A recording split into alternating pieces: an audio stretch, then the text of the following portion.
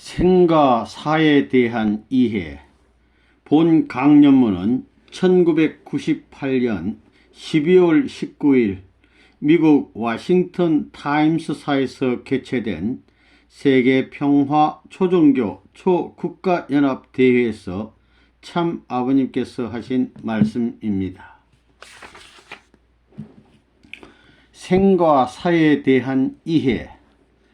존경하는 의장, 세계 종교 지도자, 그리고 내외 기빈 여러분, 오늘 이 자리는 각 종교의 지도자들이 참석하신 줄로 알고 있습니다.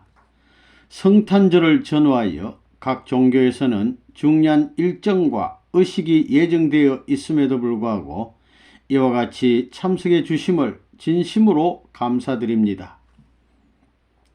이 시간을 빌려 본인은 그동안 각 종교가 그 해답을 고심해온 문제인 인간의 삶과 죽음에 대한 본인의 견해의 일단을 피력하고자 합니다.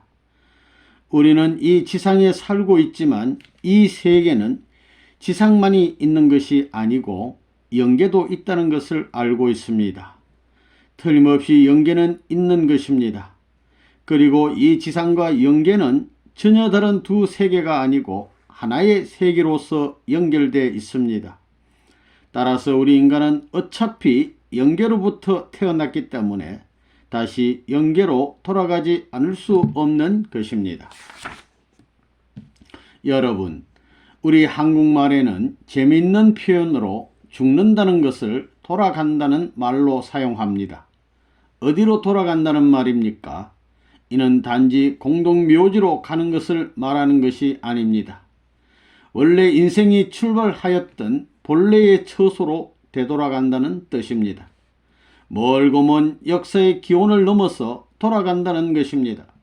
그렇다고 한국 사람으로 태어났으니 한국 사람으로 돌아간다는 뜻이 아닙니다. 우리 인류 조상의 근원이 되는 그 세계로 돌아간다는 뜻입니다. 즉, 창조주가 계신다면 그 창조주가 계시는 곳으로 돌아간다는 뜻입니다. 거기에서 출발했으니 크기로 돌아가는 것입니다. 우주도 순환작용을 합니다. 예를 들어 산에 쌓여있던 눈이 녹게 되면 그 물이 조그만 계곡을 통해서 흐르게 되고 더 나아가서는 여러 강들을 통해서 큰 바다로 흘러들어갑니다. 큰 바다로 흘러 들어가게 된 그 물은 수증기가 되어서 다시 돌아가는 것입니다. 이처럼 순환 운동을 통해서 보다 더 높을 수 있는 곳으로, 보다 더 좋을 수 있는 곳으로 돌아가기를 원하는 것입니다. 그러면 우리가 가서 영원히 살아야 할 곳은 어디겠습니까? 우리는 지상계에서 육신 생활을 하고 있지만 마음만은 영원한 세계를 향해서 가고 있는 것입니다. 우리는 세상에 태어나게 되면 10대, 20대, 30대, 그리고 중년과 장년, 노년 시대를 거치게 됩니다. 이처럼 청춘 시대를 지나 장년 시대를 거쳐 노년 고개를 넘어가면서 지는 해와 같이 일생을 마치게 됩니다. 그러나 영계가 있다는 사실을 알고 있는 사람들은 지상에서 육신을 쓰고 사는 인생은 잠깐이고 죽은 다음에 우리가 맞이해야 할 세계는 영원하다는 것을 잘 알고 있습니다. 그렇기 때문에 지상에서의 일생기간이라는 것은 영원한 세계를 준비하기 위한 준비기간인 것입니다. 학생을 예로 들어보면 학생이 한 학기 혹은 한 학년을 마치면서 학교가 제정한 모든 학과의 학점을 따야만 하는 학점의 기준이 있는 것입니다.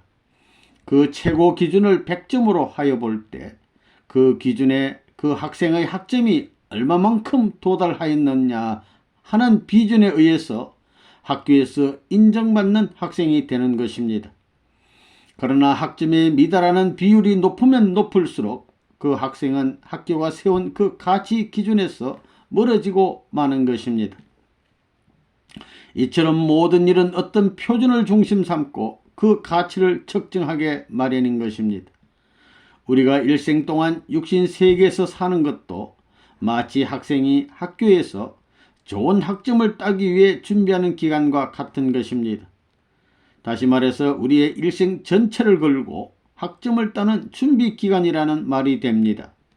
즉 우리의 일생을 놓고 책임을 추구하는 어떤 기준 앞에 우리가 얼마만큼 일치되느냐 하는 기준치를 중심 삼고 우리는 매일 생애 노정을 긋고 있는 것입니다. 그런데 대부분의 세상 사람들은 본래 인간이 이 세상에 태어나서 살다가 찾아가야 할 본연의 세계가 어디인지를 확실히 모르고 있는 것입니다. 즉 사후의 세계가 있는지 없는지, 신이 존재하는지 안 하는지도 모르고 살고 있는 것입니다. 여러분, 우리는 어차피 모두 언젠가는 영계에 가게 되어 있습니다. 알고 보면 그 영계는 한 나라입니다. 지상세계에서처럼 여러 나라로 갈라져 있는 것이 아닙니다. 그렇다면 영계에서 생활하는 내용은 무엇이겠습니까? 예를 들면 고기는 물을 떠나면 살 수 없습니다. 고기에게는 물이 절대적인 생명의 조건이 됩니다. 그렇다고 고기도 한 곳에서만 사는 것은 아닙니다. 고기 중에는 산란을 위해 담수를 떠나 해수와 접하는 계기를 만들어서 새끼를 치게 되는 경우도 있는 것입니다. 두 세계를 통해야 된다는 뜻입니다. 우리의 몸과 마음도 이처럼 서로 통해야 되는 것입니다. 인류 역사를 상고해 볼 때 만일 우리의 조상인 아담이 태어난 날, 성혼한 날, 그리고 돌아간 날을 기념하는 세계적인 통일권이 형성되었더라면 그 날을 기념하는 인류는 한 형제가 되고 한 백성이 되었을 것이었습니다. 즉 하나의 세계에서 사는 인류가 될 수 있었다는 뜻입니다. 그렇게 되었더라면 아담의 생활 풍습은 그대로 인류 역사를 통해 개성되었을 것이며 그때 형성된 문화는 인류가 생존하는 한 영원히 개성되었을 것입니다. 인간은 누구를 막론하고 언제 죽을지를 모르고 삽니다. 언제 교통사고가 나서 죽을지 모른다는 것입니다. 죽고 난 다음에야 아이쿠 레브는 문의 말이 맞았구나 하고 후회할 사람도 있을 것입니다. 알고 보면 우리는 대단히 심각한 삶의 길을 가고 있는 것을 알아야 됩니다. 우리는 영원한 세계를 가기 위한 준비를 하기 위해서 촌음도 아껴서 살아야 합니다. 그런 운명길에 서 있다는 것을 우리는 알아야 하겠습니다. 일반적으로 영계에 가는 사람에도 두 종류가 있습니다. 자기의 타고난 명대로 다 살고 가는 사람과 자기의 명대로 다 못 살고 가는 사람의 두 종류입니다. 자기의 명대로 다 못 살고 가는 사람 중에는 벌을 받아서 빨리 죽는 사람과 민족이나 세계의 죄를 탕감하기 위해 대신 가는 사람이 있습니다. 만일 하나님께서 천 사람의 가치를 지닌 한 존재를 중심적인 자리에 세워서 모든 사람을 대신하여 죽음의 길을 가게 했다면 천 사람이 모두 그 사람 언덕 앞에 감동하여 그 사람을 위하고 그 사람의 생애를 본받고 그 사람처럼 살겠다고 하게 되면 결국 사람들은 그 사람과 같은 혜택권 내에 들어오는 것입니다. 사람들이 충신의 사상을 본받으려 하고 성현의 삶을 따르려 하는 것도 그들과 같은 혜택권 내에 들어가고 싶어하는 욕망 때문인 것입니다. 인간 가운데는 소망을 갖고 사람도 있고 소망을 갖지 못하고 사람도 있습니다. 그런데 소망은 인간을 중심 삼은 소망과 하늘을 중심 삼은 소망의 두 가지로 대별할 수 있습니다. 우리는 태어난 그날부터 어머니의 품속이 그 무엇보다도 제일 좋은 것으로 알고 자라지만 얼마만큼 자란 후에는 어머니의 품을 떠나게 됩니다. 또 우리는 또 자라면서 친구들을 사귀어 친구들이야말로 세상에서 제일 좋은 것으로 알고 지내지만 언젠가는 그 친구들과도 헤어지고 마는 것입니다. 이처럼 인간은 성장하면서 사랑하는 부모도, 사랑하는 부부도, 사랑하는 형제도, 더 나아가서는 사랑하는 자녀도 자기 소망의 전체가 못 된다는 사실을 알게 됩니다. 인간은 항상 많은 것을 소망합니다. 그러나 그 소망하는 마음도 결국은 사라지고 맙니다. 가정에 대한 소망, 국가에 대한 소망, 더 나아가서는 세계에 대한 소망을 갖고 있지만 연령이 많아짐에 따라서 그 소망하는 마음도 점점 약해져 가는 것이 사실입니다. 사실 많은 사람들은 자기들의 소망을 전체적인 소망으로서 자랑하고 자기의 생명을 잃는 한이 있더라도 그 소망을 버릴 수 없다는 확고한 신념을 갖고 있지 못합니다. 우리는 일생 동안 온갖 소망을 품고 살지만 결국 죽음에 부딪혀 자기가 품었던 소망의 전부를 다 버린 채 가고 만다는 것입니다. 우리는 오늘도 살기를 바라고 내일도 살기를 바라며 새로운 소망을 찾아 헤매고 있지만 죽음에 부딪히게 될 때는 그 모든 소망을 뒤로하고 절망하면서 최후의 길을 가는 것입니다. 이 사실을 우리는 잘 알고 있습니다. 인간은 자기를 중심 삼고 볼 때는 소망을 가진 듯하나 죽음의 고개를 넘을 수 있는 소망을 갖지 못하고 있습니다. 우리가 인생의 규범으로 삼고 죽음까지도 비웃고 넘어설 수 있는 하나의 소망을 찾아야 하는 것이 오늘날 이 땅 위에 살고 있는 인간들이 생각하지 않으면 안 될 중요한 문제라고 봅니다. 여러분, 세상 만사는 다 지나가 버리고 맙니다. 가정도 지나가고 국가도 지나가고 더 나아가서는 세계 혹은 어떤 주의나 사상도 다 지나가고 마는데 최후까지 남아져야 할 것은 무엇이겠습니까? 그것이 바로 죽음과 싸워 승리할 수 있는 소망입니다.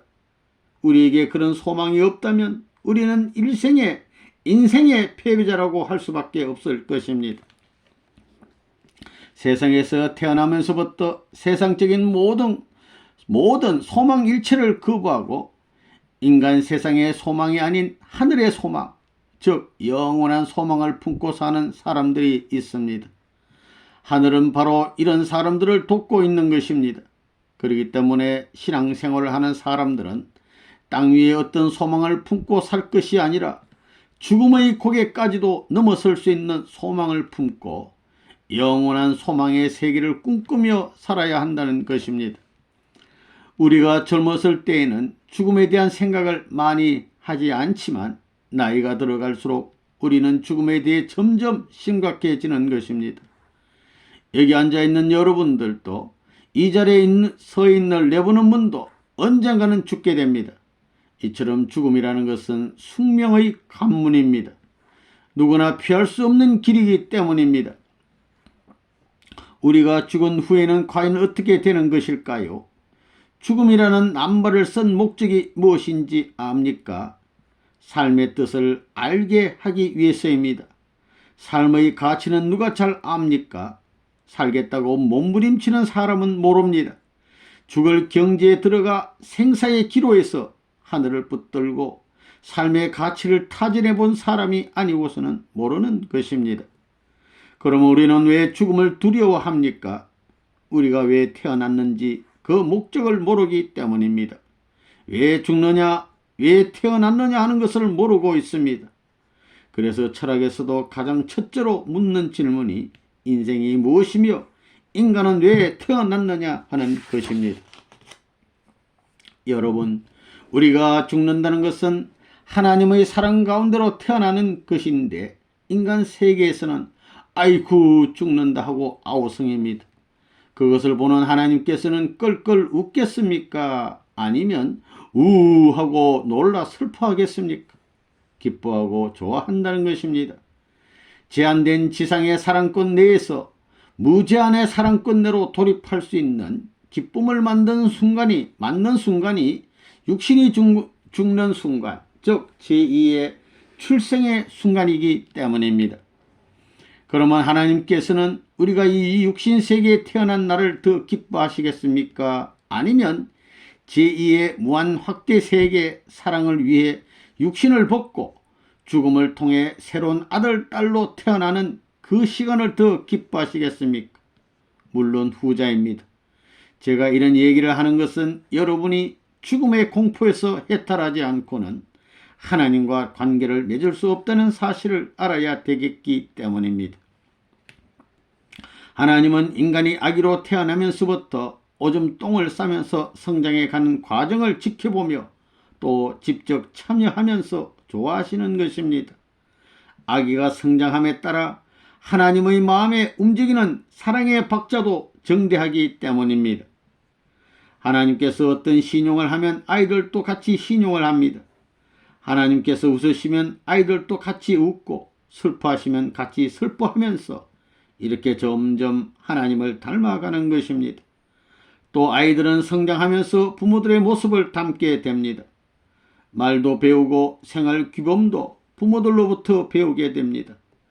물론 이 모든 것은 본래 하나님으로부터 유래된 것입니다. 그렇다면 하나님께서 우리 인간과 함께 이 지구성에 살고 있다가 저편으로 휙 날아갈 때 우리는 어떻게 해야겠습니까?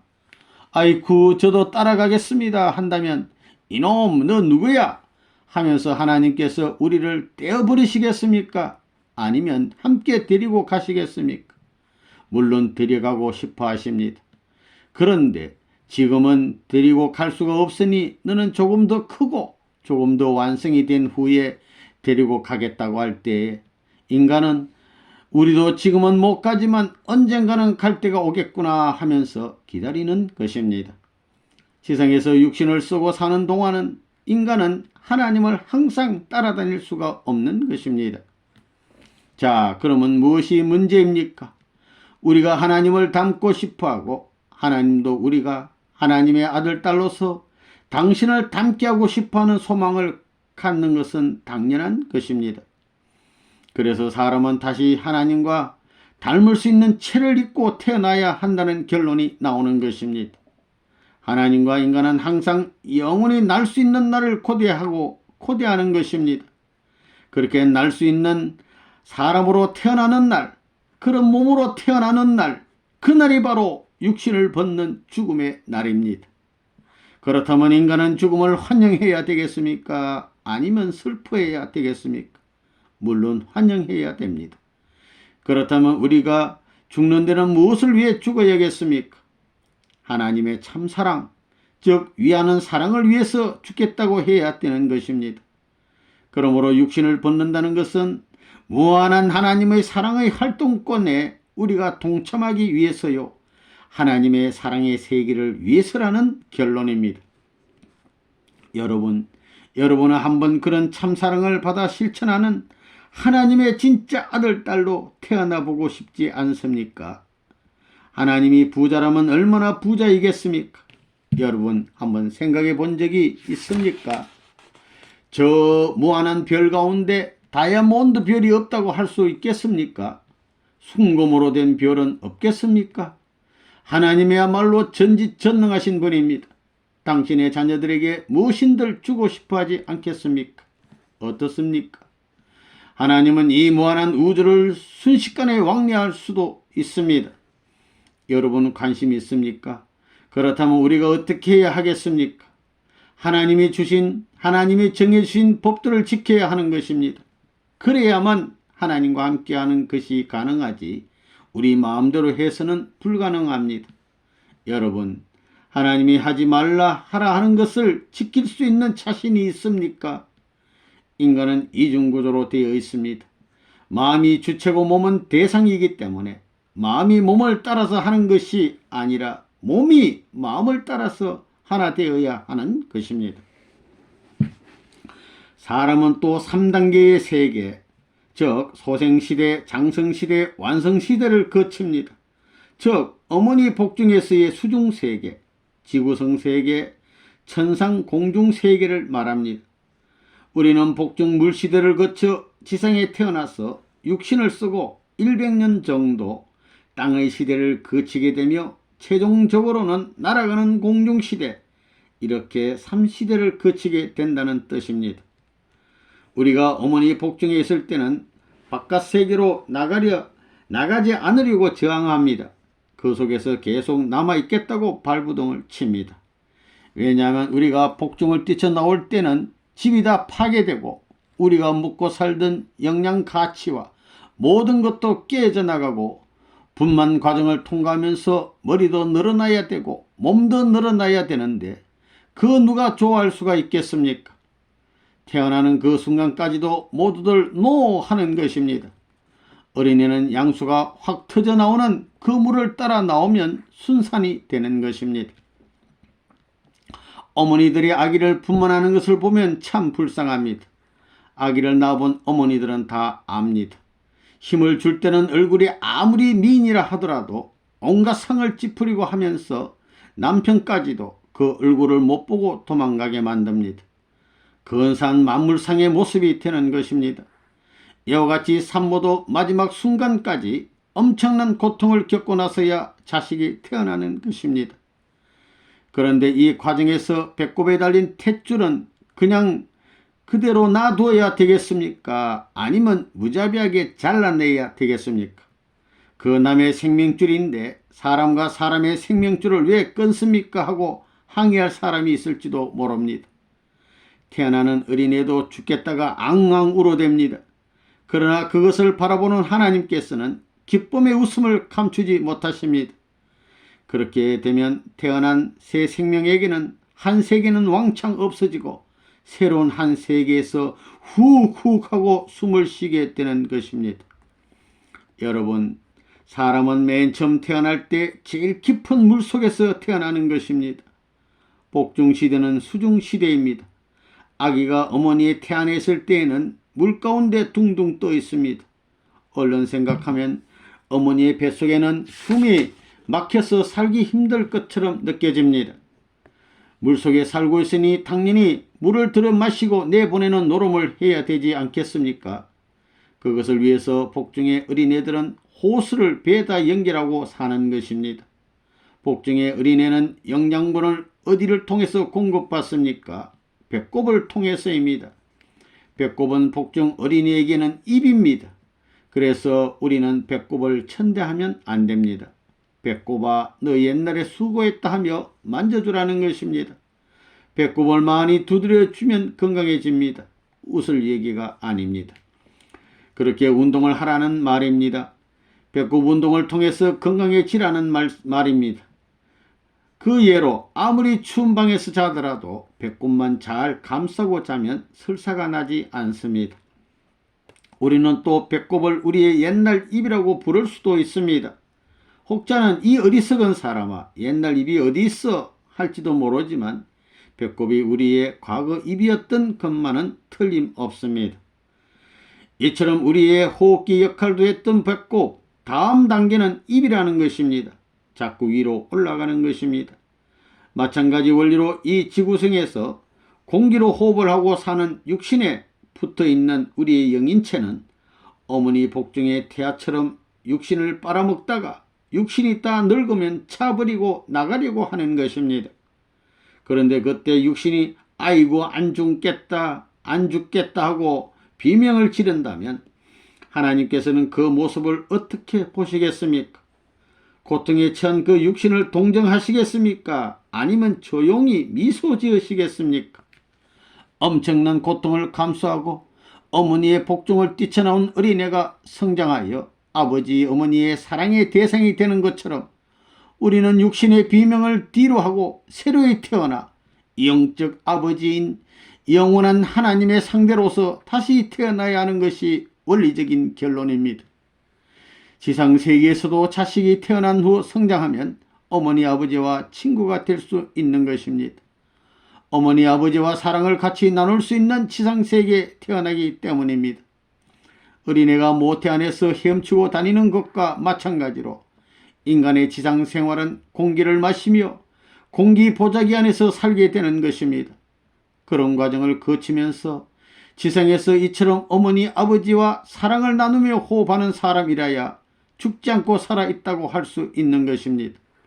마찬가지로 우리는 영적 무한한 세계를 통할 수 있는 부모 되신 하나님과 사랑을 나눌 수 있는 영계로 다시 태어나야 하는 것입니다. 그러면 영계는 어떤 곳입니까? 우리가 영계에 들어가면 머리 위에 있는 숨구멍과 세포로 호흡하게 됩니다. 영계에서의 공기는 지상의 공기가 아니고 사랑입니다. 호흡을 통해서 사랑의 요소를 받는다는 것입니다. 우리가 지상에 살 때도 밥만 먹어서는 안 됩니다. 밥만 먹고 물만 마시고 산다는 것은 밥주머니와 물주머니를 채우는 일일 뿐입니다. 결국 그러다가 죽어간다는 말입니다. 지상에서 사는 동안에 우리의 모습은 제2의 우리의 존재입니다. 우리가 이 기간에 해야 할 일은 새로운 사랑의 인격을 형성해야 되는 것입니다. 이 땅 위에서 우리가 가장 필요로 하는 것이 사랑입니다. 고아가 무엇입니까? 아버지와 어머니의 사랑을 받지 못하는 아이들을 왜 고아라고 부릅니까? 영계와 영원히 연결시킬 수 있는 사랑이 없기 때문입니다. 사랑이 없으면 외로운 것입니다. 그래서 독신으로 사는 사람을 불쌍하다고 합니다. 다시 말씀드리거니와 우리가 죽는다는 것은 제2의 호흡을 하던 육체에 연결된 이 기관을 깨뜨려버리고 사랑의 요소를 이어받는 것입니다. 그렇기 때문에 우리는 어차피 육신을 깨뜨리고 나가야 됩니다. 사랑은 보이지 않는 것입니다.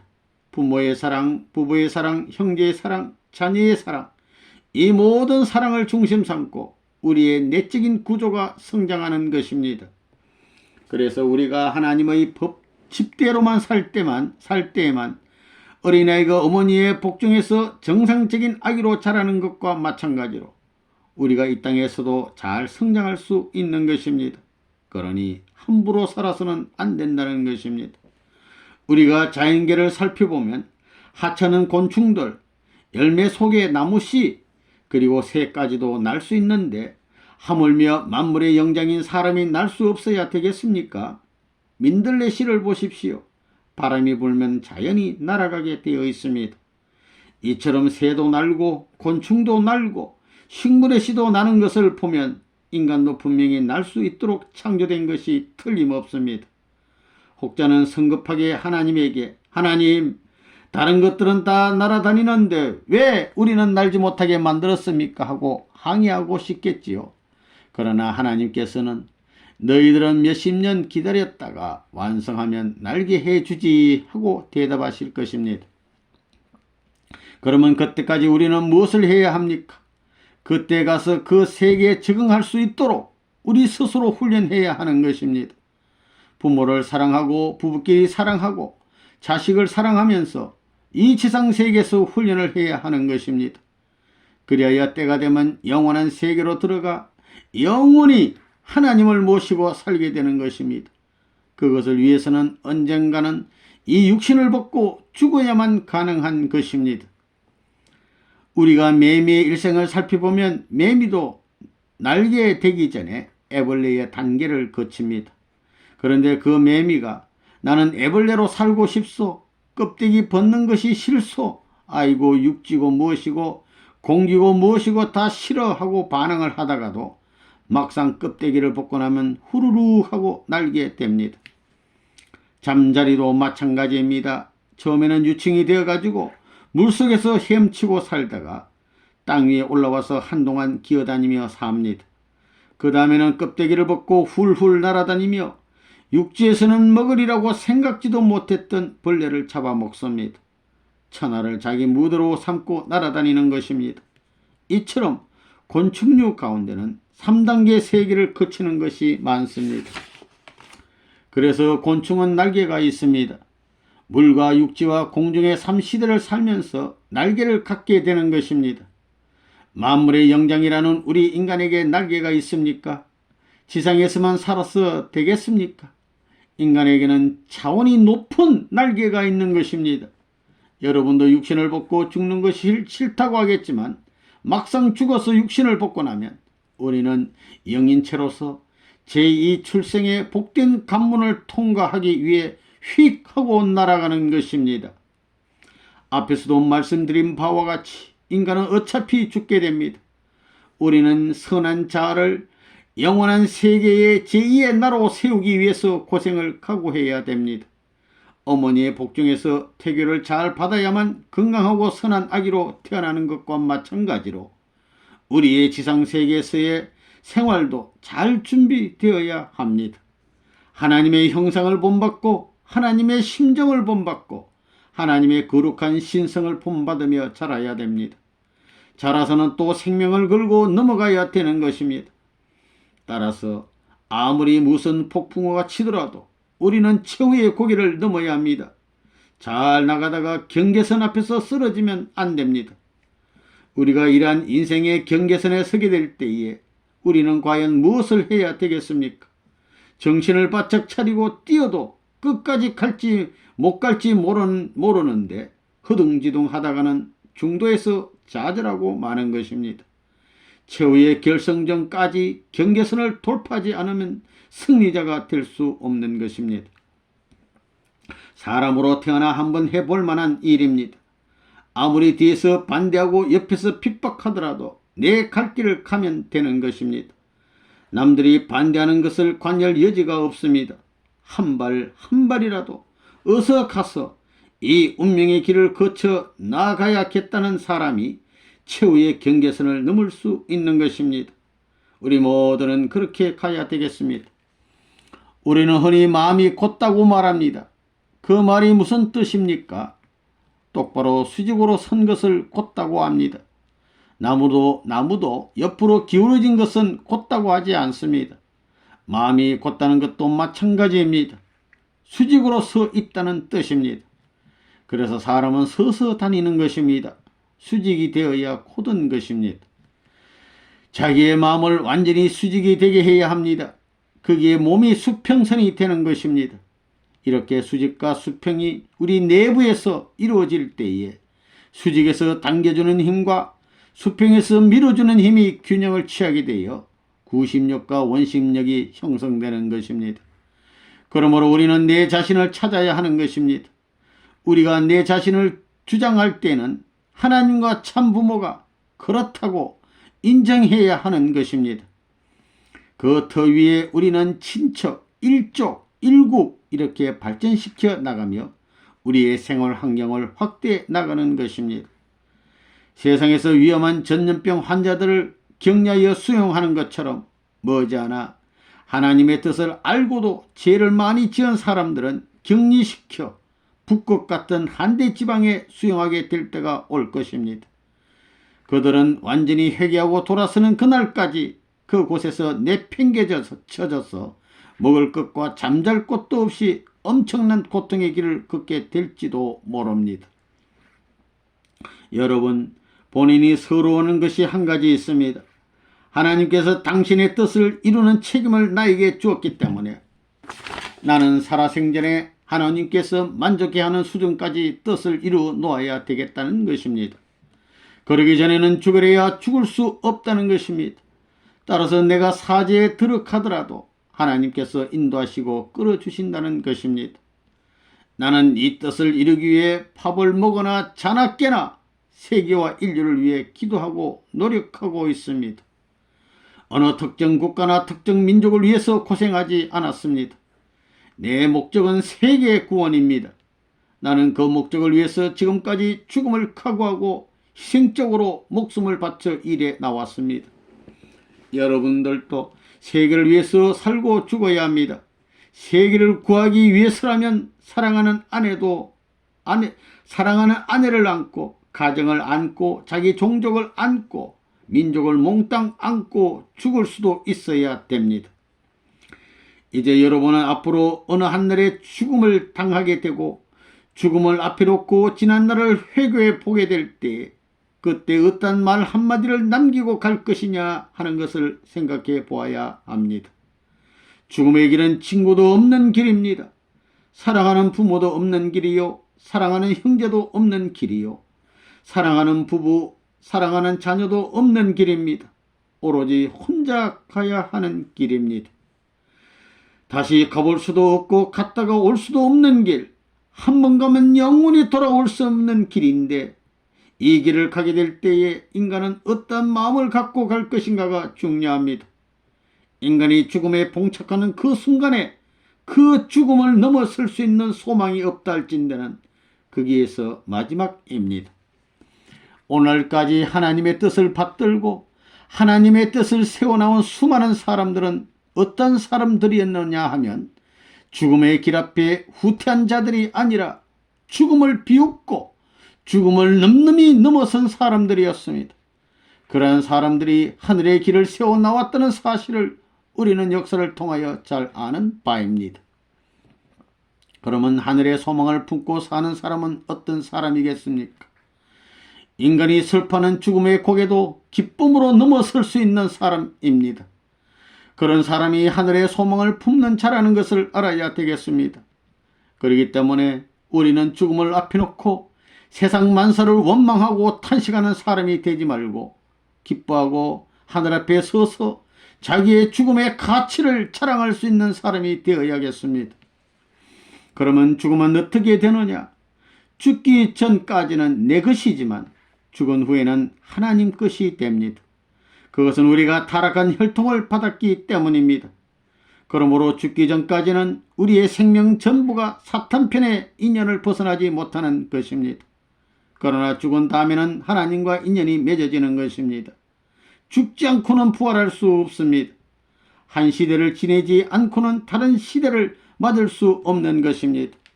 살고자 하는 자는 죽고 죽고자 하는 자는 산다고 한 성경에서 말하는 죽음이란 무엇을 말하는 것입니까?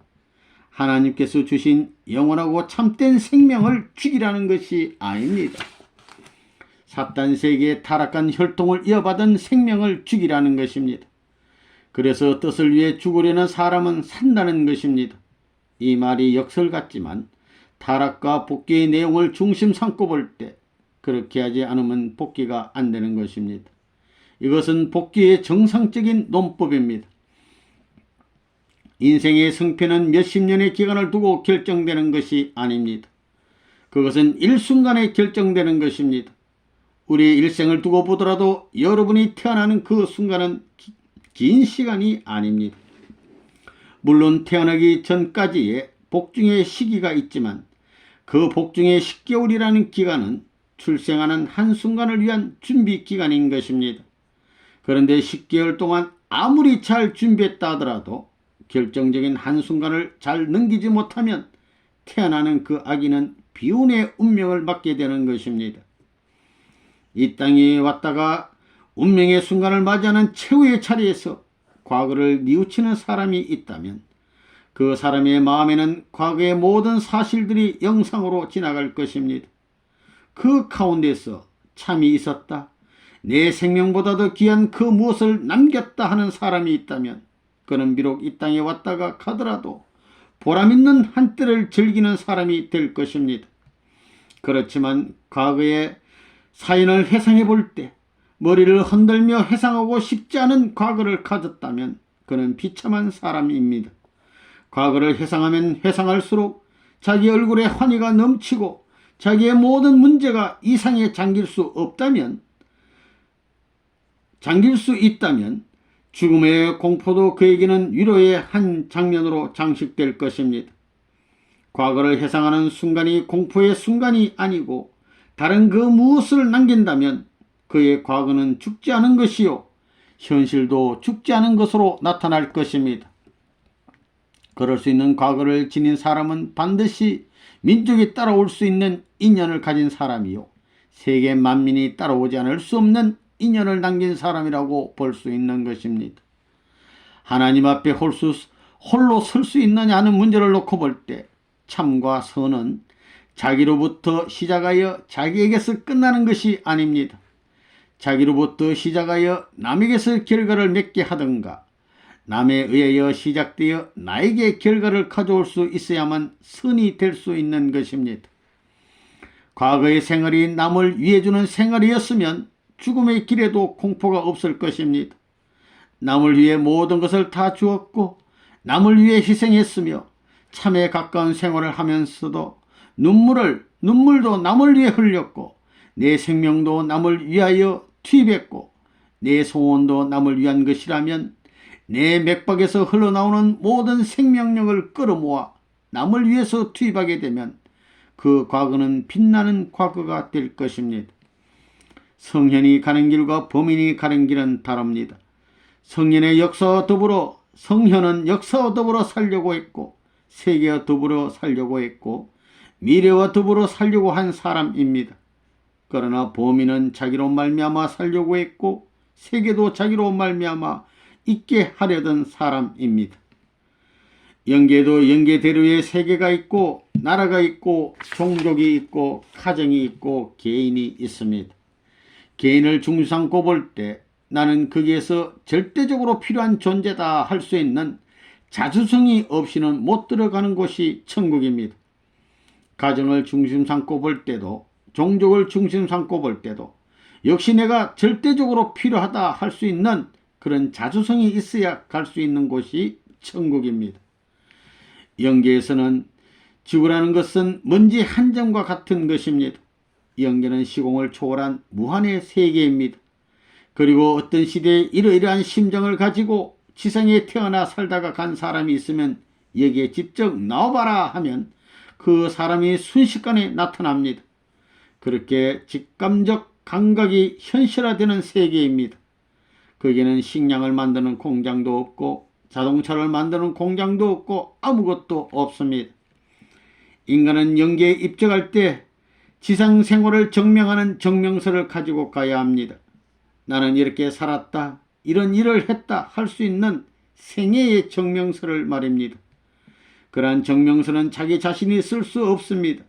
처음에는 사탄이 씁니다. 먼저 사탄에게서 증명서를 받고 나서 예수님의 증명서를 받아야 하는 것입니다.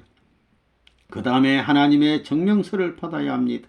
이 세 가지 증명서가 필요하다는 것을 알지 않으면 안 됩니다. 영계에 가보면 영계는 방대한데 3단계로 되어 있습니다. 누가 최고의 자리에 올라가느냐 하면 보다 남을 위한 삶을 산 사람입니다. 그러나 자기를 위해 살아온 사람은 반대의 자리에 서게 됩니다. 자기를 위해서 살던 사람은 전부 반대하고 남을 위해서 살던 사람은 전부 환영을 합니다. 영계가 있으면 자기의 부모, 자기의 아내도 상관없습니다. 높은 데 가는 사람은 전부 남을 위한 사람들입니다. 세계 모든 나라를 다니면서 자기 어머니와 가정에 대한 사랑을 확대한 것과 같은 심정을 가지고 위하고 세계 사람들을 전부 악에서 구해주는 성인의 마음을 가진 사람들이 높은 데 가는 것입니다. 나를 위해 산 사람은 지옥으로 가는 것이고 남을 위해 산 사람은 천국으로 가는 것입니다. 이 두 세계가 죽음에서 갈라지는 것입니다. 그러므로 전체를 위하고 보다 큰 것을 위해 살라는 것입니다. 세계를 위하고 하나님을 위하고 인류 해방을 위해 살라는 것입니다. 앞으로는 서로가 위하겠다고 하는 경쟁이 벌어질 것입니다. 하늘나라에서는 위하여 사는 사람이 높은 자리에 가기 때문에 그 높은 사람을 내가 위하게 되면 그 사람을 타고 점핑할 수 있다는 것입니다. 그 사람을 위하는 것은 하나님이 창조해서 상대를 만든 것과 마찬가지이기 때문에 그 사람의 사랑의 대상권에 서겠다는 것입니다. 영계는 참사랑을 중심 삼고 다른 사람을 위해 사는 곳입니다. 남을 100% 위하는 사람에 대해서는 나를 밟고 넘어가소 하는 것입니다. 아무리 미국이라는 나라가 크더라도 미국의 대통령보다 그 나라 백성을 더 위하는 사람이 있다면 그 사람이 대통령을 밟고 넘어가더라도 다 환영하는 것입니다. 그러나 자기 이익만을 취하게 될 때는 전부 원수가 되는 것입니다. 영계에서도 마찬가지입니다. 보다 큰 것을 위해 살겠다고 할 때는 자연적으로 통과하는 것입니다. 보다 큰 것을 위하게 되면 자연히 통하는 것입니다. 그러니까 세계를 위해 사는 사람은 미국을 위해 살지 않아도 된다는 것입니다. 세계 가운데 미국이 포함되는 것입니다. 모든 나라가 다 포함되는 것입니다. 모두가 환영할 수 있는 그 방향의 내용이란 참사랑을 중심 삼고 위하여 가는 사랑의 길밖에 없다는 결론이 나오는 것입니다. 죽을 때 가지고 가야 할 것은 하나님을 사랑하고 나를 사랑하고 본질적 사람인 나를 세우기 위해 수고하고 나와 상대와의 부부의 사랑, 가정의 사랑을 중심 삼고 이 사랑을 세계에 확대하기 위해서 노력한 것입니다. 인류를 사랑하고 하나님을 사랑한 것이 최후에 남아 저 나라의 소유권 결정의 기준이 되는 것입니다. 영계에 가면 전도한 사람 수에 의해 여러분의 영계 소유권이 결정되는 것을 알아야 됩니다. 영계에 가서 자랑할 것이 무엇이냐 하면 얼마만큼 사람을 그리워하며 살았느냐 하는 것입니다. 저 나라에서 필요한 것은 다른 것이 아닙니다. 세계보다도 자기 나라보다도 자기 아내보다도 자기 아들 딸보다도 하나님을 더 사랑한 것입니다. 아내가 말하기를 당신은 나보다 하나님을 더 사랑하고 날 사랑해 줘요 라고 해야 남편으로부터 더 높은 차원의 하나님적 사랑을 받을 수 있게 되는 것입니다. 오늘날 내부는 문은 심정권이라는 것을 설파하고 있는데 심정권의 기질한 하나님을 중심 삼은 참 부모의 사랑, 참 부부의 사랑, 참 형제의 사랑, 그리고 참 자녀의 사랑이라는 것입니다. 그러한 사랑이 보편화할 수 있는 세계가 심정권의 세계입니다. 그런 본연의 세계에 있어서는 사랑하는 부부의 사랑 기준을 중심 삼고 살더라도 하늘 땅 천주를 위주로 한 부부의 사랑이어야 한다는 것입니다. 그러니 그 세계에 합격될 수 있는 사랑의 기반을 어디서 닦느냐? 레버넌문은 이 세상에서 그것을 닦고 가야 한다고 가르치고 있는 것입니다. 이 세상에서 귀하다고 하는 수많은 그 무엇과는 달리 심정권 세계의 합격자가 될 수 있게 말입니다. 그러므로 영계에는 가정을 데리고 들어가야 하는 원칙이 있는 것입니다. 왜 아들, 딸이 없으면 안 됩니까? 후손이란 본래 종적인 하나님의 사랑과 횡적인 부모의 사랑, 하나님과 부모의 피가 종횡으로 혼합되어 태어난 것입니다. 따라서 후손을 못 가진 사람은 영계에 가서 천지조화를 못 이루고 동서남북으로 박자를 못 맞춘다는 것입니다. 후손을 갖지 않게 되면 저 나라에 가서도 놀고 쉴 수 있는 자리가 없다는 것입니다. 여러분, 영계에서는 종교나 종파가 필요 없습니다. 거기에 가서 장로견이 천주견이 하는 것이 필요 없습니다. 하나님과의 생활 끝내에 들어가는 것입니다. 저 나라에 가게 된다면 세계를 사랑한 사람도 있고 애국자, 충신, 연려, 성인들이 다 있을 것입니다. 그렇지만 레버넌문이 알기로는 지금까지는 하나님의 본연의 사랑 속에서 심정권 전통을 중심 삼고 살았던 사람은 한 사람도 가 있지 않다는 것입니다. 무슨 일을 출발시킬 때는 하나님을 중심 삼고 출발해야 됩니다. 영계에 가면 그런 원칙에 얼마만큼 동화되고 여기에 얼마만큼 일치가 됐느냐 하는 것이 앞으로 지옥에서부터 중간 영계, 낙원, 천국까지 전부 다 연결되는 것입니다. 무엇이 제일 귀한 길이냐 하면 하늘을 위해서 지상세계에서 얼마나 고통받고 얼마나 눈물을 흘렸느냐는 것입니다. 그게 저 나라를 패사하는 티켓입니다. 저 나라에 가면 다른 나라 사람끼리는 같이 못 있지만 모든 종교권은 같이 머물 수 있는 것입니다. 종교권은 하나의 세계를 바라 나오고 하나의 신을 믿고 나오기 때문에 같이 머물 수 있는 것입니다. 종교를 믿는 사람들이 세상 사람과 다른 것이 뭐냐 하면 그들은 일생 동안 영계를 표준하고 생활한다는 점입니다. 종교라는 것은 영원한 세계, 초연한 세계의 내용을 중심 삼고 하나님이면 하나님이 계신 곳과 하나님이 사시는 곳을 중심 삼고 우리가 관계를 맺을 수 있는 내용을 가르쳐 주는 것입니다. 세계의 각 종교를 대표하여 오늘 이 자리에 참석하신 여러분에게 본인이 이상 말씀드린 바 인간의 생사 문제를 중심한 삶의 가치를 집중 거론한 것은 다른 데 뜻이 있는 것이 아닙니다. 생과 사에 대한 올바른 가르침을 베푸는 것은 우리 종교 지도자들의 책임임을 강조하기 위함입니다. 오늘 이 세계 정치 지도자들은 유엔을 통한 세계 평화와 인류의 번영을 추구하고 있습니다.